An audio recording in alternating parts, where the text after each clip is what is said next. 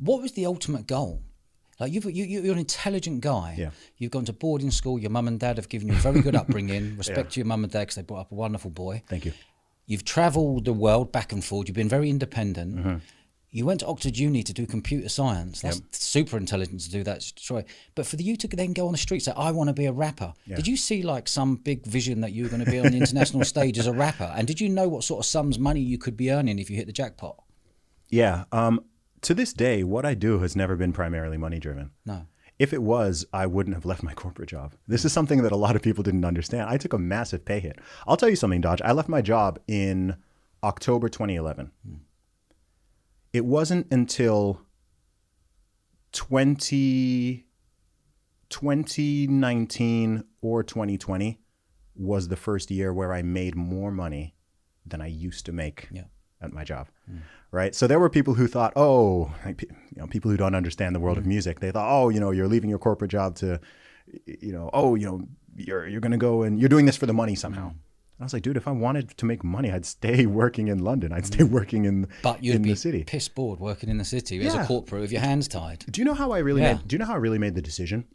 So I would have been around 24 or so at the time when I left. How old are you today? I'm 36. Okay.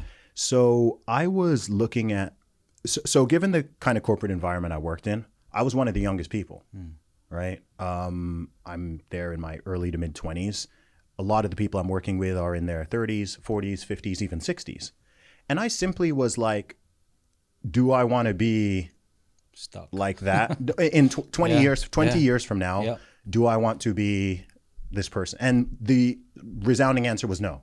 I don't, right? No discredit to anybody, but I know how I'm wired. I know what talents I have. I know what my sort of wider vision for the world is and the impact I want to make on it. And I was like, I cannot do that in this environment. Like I just can't. I can be secure and have a solid salary, but no one's going to remember me. I'm not going to be able to inspire anyone or motivate anyone. I'm a creative person. I like to create. I like to write. I like to make music. I like to perform. And I can't. It's like a lion in a zoo. Like the lion can stay in the zoo, but he's never going to live the life of a lion that's out there in the plains. It might feel safe. It might seem secure, and it might be more normal to some people, but it's like, nah, you want to run out there and take the adventure. What did your mum and dad think? Good question. That's a great question. God bless my parents. They got it. They understood me. They got it, did they? They understood me. And I give them super extra credit for that because in the part of the world that we're originally from, both African and Asian parents have a reputation for always wanting their kids to do, you're going to be a doctor, you're going to be a lawyer, you're going to be an accountant and so on.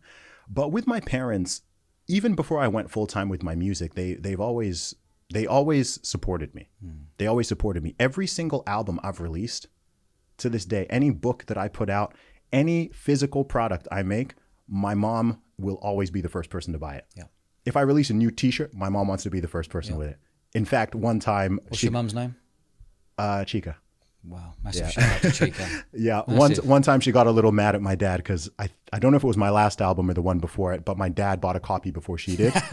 And she wasn't... Mum and dad. Love it. Yeah, so they literally want to be the first. And they want to pay for it too. They don't want me to give them the free CD. They want to pay for it. Was there ever a time in that period from that 2011 to 2019 you think things aren't really happening for me? I'm earning 100 quid a day, things aren't happening, what's going on? My numbers of social media not going on. Is it going to work out for me? Am I taking the wrong route? Am I taking too much of a gamble? That must have been spinning. Dude, absolutely. Because the thing with selling on the street or even in the shopping centers is it's very much up and down. Even in the course of a day, you can have like an hour where you're on fire, right? And everyone's buying, there's so much interest. And then you can have a 1 hour, 2 hour period where it's just dead. You're trying to talk to people, people are ignoring you. You just like, or it's raining or it's snowing. I mean, I used to sell my CD. The British weather's not great. That's right. British weather is not great, right? And I'm 300 days of rain and snow. There's a little gap. I'll be there, because one of the busiest periods would be Christmas, of course, right? The run up to Christmas. And I used to be out there outside in the cold, 2 degrees, 3 degrees, whatever it is, selling CDs to Christmas shoppers and so on. And in the back of my mind, especially at the time, once I've gone full time, I remember a day, I'm in Newcastle. It's snowing. It's snowing. That's where all the girls wear miniskirts in Christmas, isn't it? And high heels. It's snowing. And it's a Tuesday. And, you know, obviously not a lot of people are stopping and buying. And I'm like, man, a year before this time, I was sitting in a cushy desk in London, you know, earning decent money, just like doing my job and being a normal person.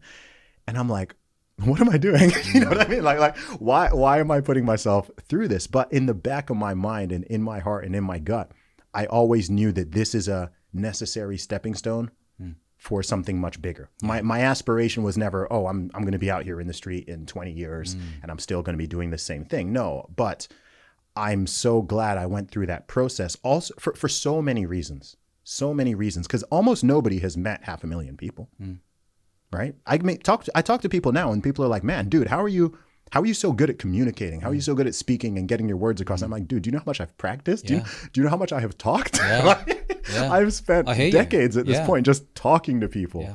All sorts of people, different ages, to strangers as well. But what a delight. We've both spoken to hundreds of thousands of people, and we both now have our own podcast. Yes. Stream. Yeah, I love it. Yeah, same. I love people. And then good for you, Zuby. Thank you, man. Good Thank you. Yeah. And then, you know, another question I get asked a lot is, oh, you know, how do you deal with the hate? How do you deal with the pushback?